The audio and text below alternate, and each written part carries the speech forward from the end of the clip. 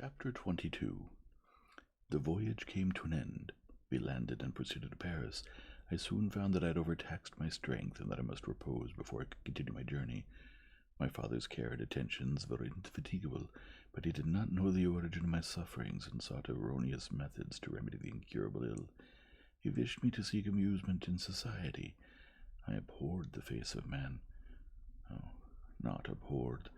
They were my brethren, my fellow beings, and I felt attracted even to the most repulsive among them, as to creatures of an angelic nature and celestial mechanism. But I felt that I had no right to share their intercourse. I had unchained an enemy among them, whose joy it was to shed their blood and to revel in their groans. How they would each and all abhor me, and hunt me from the world, did they know my unhallowed acts and the crimes which had their source in me. My father yielded at length to my desire to avoid society, and strove by various arguments to banish my despair.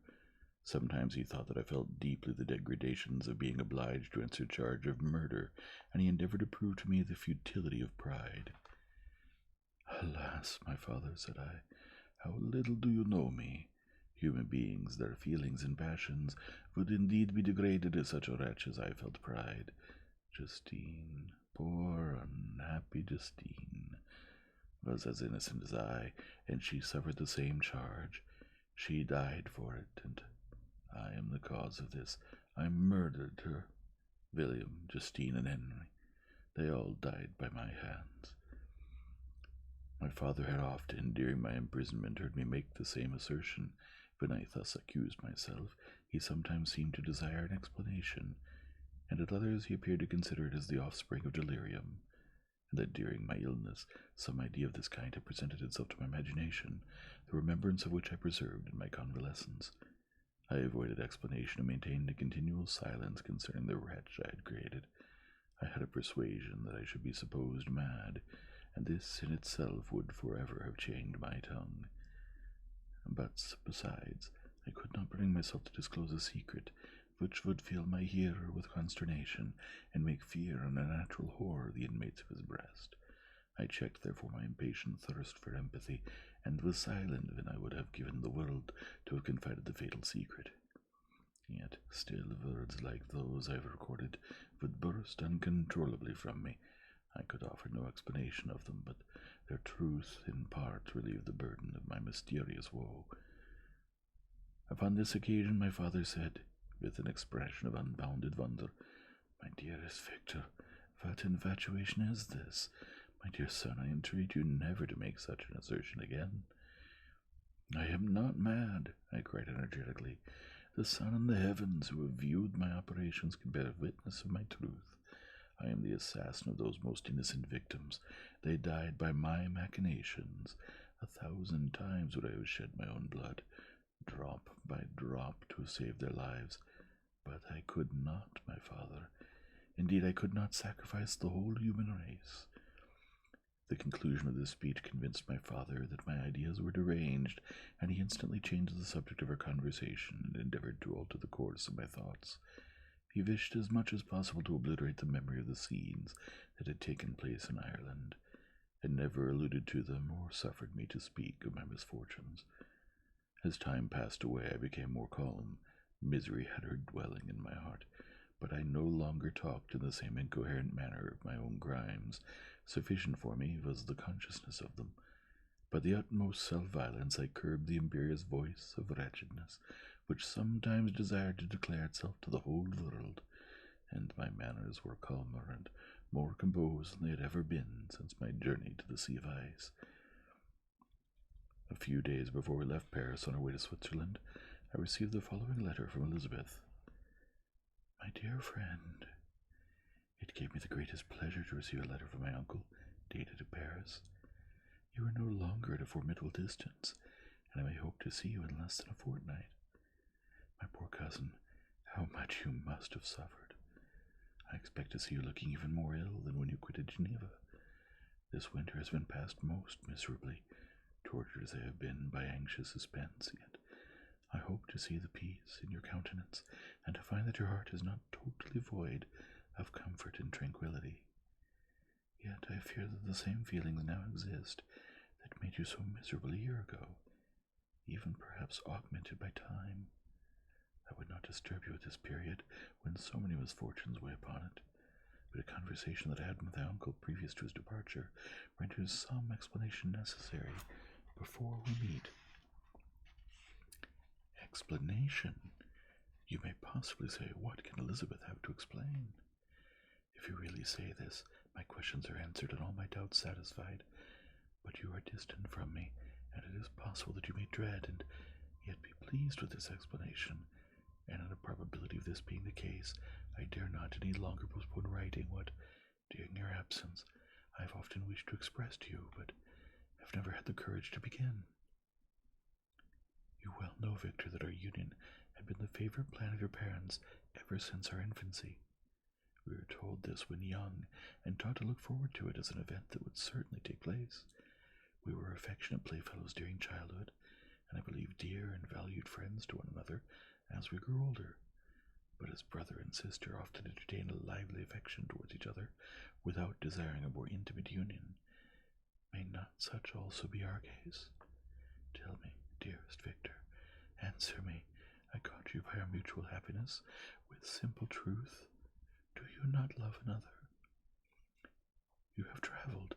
You have spent several years of your life at Ingolstadt, and I confess to you, my friend, that when I saw you last autumn so unhappy, flying to solitude from the society of every creature, I could not help supposing that you might regret our connection, and believe yourself bound in honor to fulfill the wishes of your parents, although they oppress and oppose themselves to your inclinations. But this is false reasoning. I confess to you, my friend, that I love you, and that my airy dreams of futurity, you have been my constant friend and companion. But it is your happiness I desire as well as my own, when I declare to you that our marriage would render me eternally miserable, unless it were the dictate of your own free choice.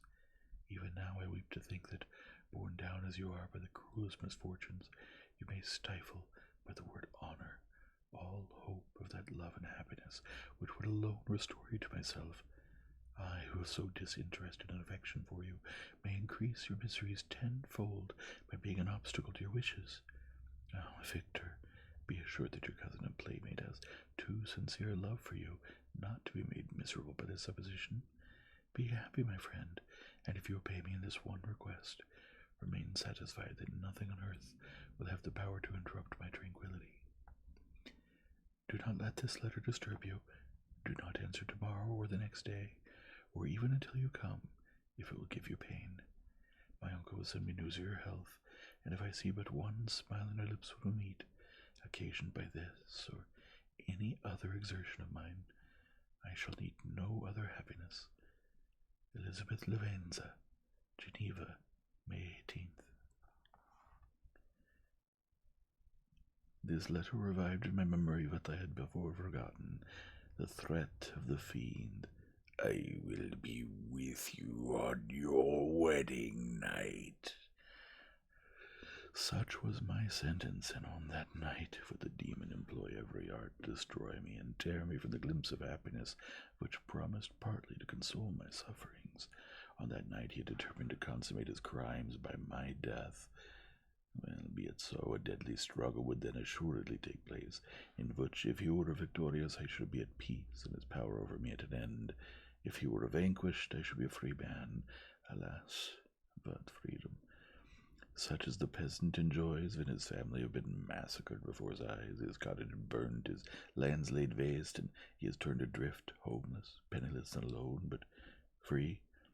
Such would be my liberty, except that in my Elizabeth I possessed a treasure, alas, balanced by those horrors of remorse and guilt which would pursue me until death. Sweet and beloved Elizabeth, I read and reread her letter, and some softened feeling stole into my heart. It dared to whisper paradisiacal dreams of love and joy, but the apple was already eaten, and the angel's arm bare to drive me from all hope. Yet I would die to make her happy. If the monster executed his threat, death was inevitable. Yet again I considered whether my marriage would hasten my fate. My destruction might indeed arrive a few months sooner, but if my torturer should suspect that I postponed it, influenced by his menaces, He would surely find other and perhaps more dreadful means of revenge. He had vowed to be with me on my wedding night. Yet he did not consider that threat as binding him to peace in the meantime, for as if to show me that he was not yet satiated with blood, he had murdered Clerval immediately after the enunciation of his threats. I resolved, therefore, that if my immediate union with my cousin would conduce either to hers or my father's happiness, my adversary's designs against my life should not retard it a single hour. In this state of mind I wrote to Elizabeth. My letter was calm and affectionate. I fear, my beloved girl, I said, little happiness remains for us on earth, yet all that I may one day enjoy is entered in you. Chase away your idle fears. To you alone do I consecrate my life and my endeavors for contentment. I have one secret, Elizabeth, a dreadful one. When revealed to you, it will chill your frame with horror, and then, far from being surprised by my misery, you will only wonder that I survive what I have endured. I will confide this tale of misery and terror to you the day after our marriage shall take place. For my sweet cousin, there must be perfect confidence between us.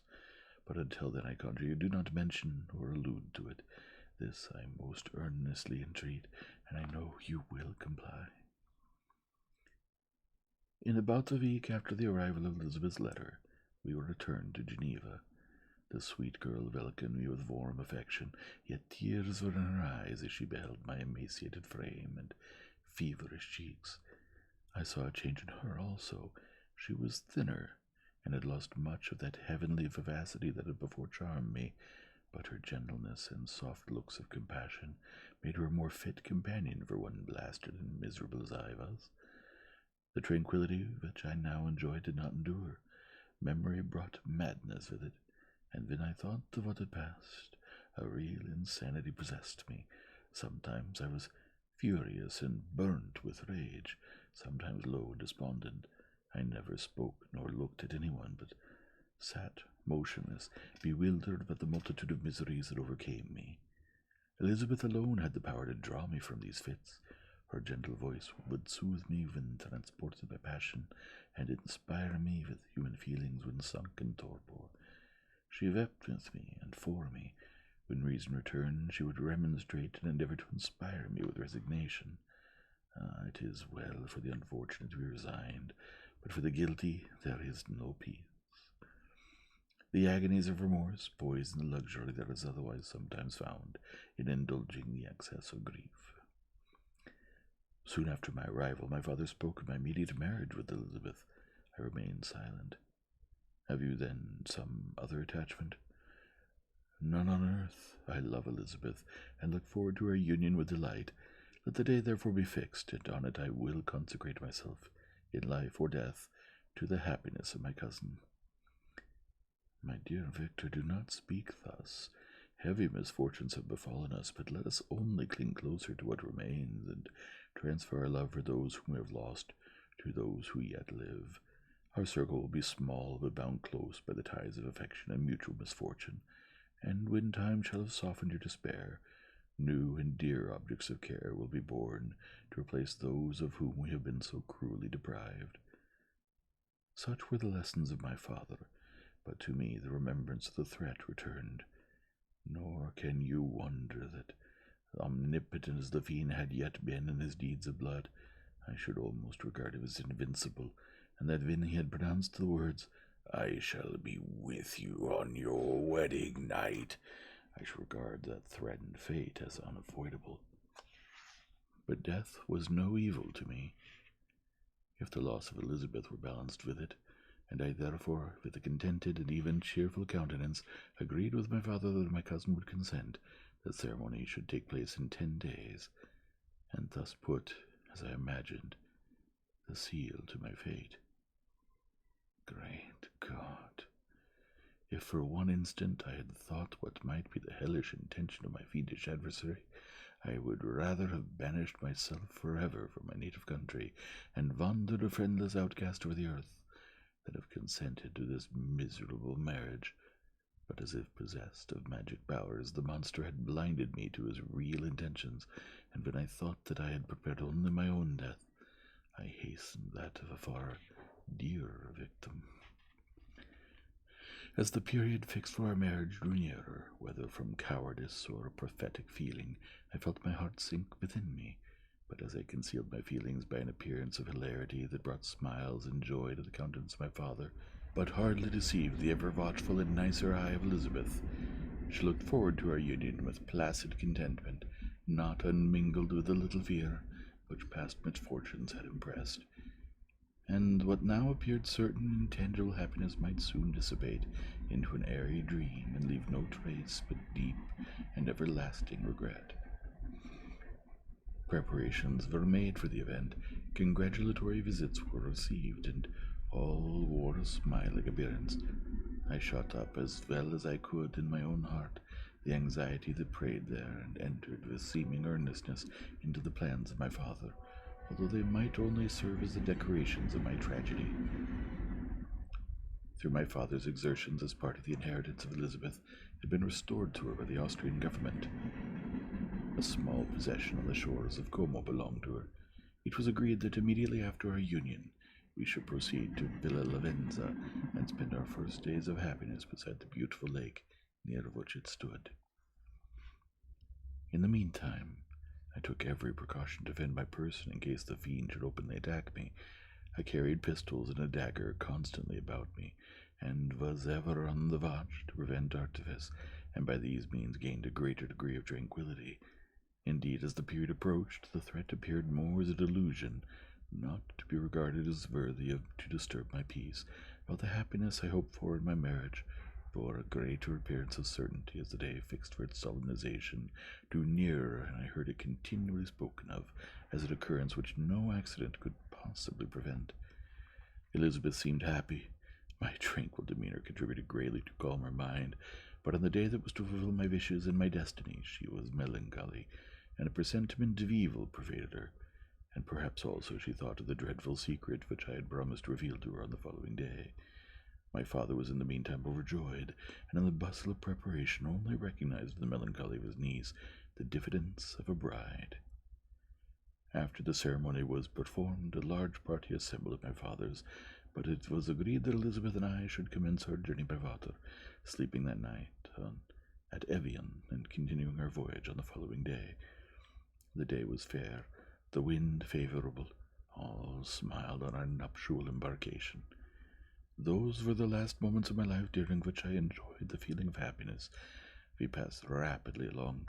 The sun was hot, but we were sheltered from its rays by a kind of canopy, while we enjoyed the beauty of the scene, sometimes on one side of the lake, where we saw Mont Salve, the pleasant banks of Montalegre, and at a distance, surmounting all, the beautiful Mont Blanc, and the assemblage of snowy mountains that in vain endeavored to emulate her.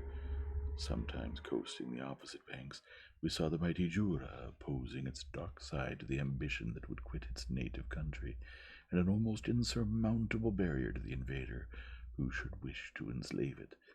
I took the hand of Elizabeth. "You are sorrowful, my love. Ah, if you knew what I have suffered, and what I may yet endure, you would endeavor to let me taste the quiet of freedom from despair that this one day at least permits me to enjoy." "Be happy, my dear Victor," replied Elizabeth. "There is, I hope, nothing to distress you, and be assured that if a lively joy is not painted in my face, my heart is contented. Something whispers to me not to depend too much on the prospect that is open before us. But I will not listen to such a sinister voice. Observe how fast we move along, and how the clouds, which sometimes obscure and sometimes rise above the dome of Mont Blanc, render this scene of beauty still more interesting. Look also at the innumerable fish that are swimming in the clear waters, where we can distinguish every pebble that lies at the bottom. What a divine day! How happy and serene all nature appears!" Thus Elizabeth endeavored to divert her thoughts and mine from all reflection upon melancholy subjects, but her temper was fluctuating. Joy for a few instants shone in her eyes, but it continually gave place to distraction and reverie. The sun sank lower in the heavens. We passed the river Drance, and observed its path through the chasms of the higher and the glens of the lower hills. The Alps here came closer to the lake. and we approached the amphitheater of mountains which forms its eastern boundary. The spire of Evian showed out of the woods that surrounded it, and the range of mountain above mountain by which it was overhung. The wind, which had hitherto carried us along with amazing rapidity, sank at sunset to a light breeze. The soft air just ruffled the water, and caused a pleasant motion among the trees as we approached the shore, from which it wafted the most delightful scent of flowers a day. The sun sank beneath the horizon as we landed, and as I touched the shore I felt those cares and fears revive, which soon were to clasp me and cling to me forever. End of chapter 22.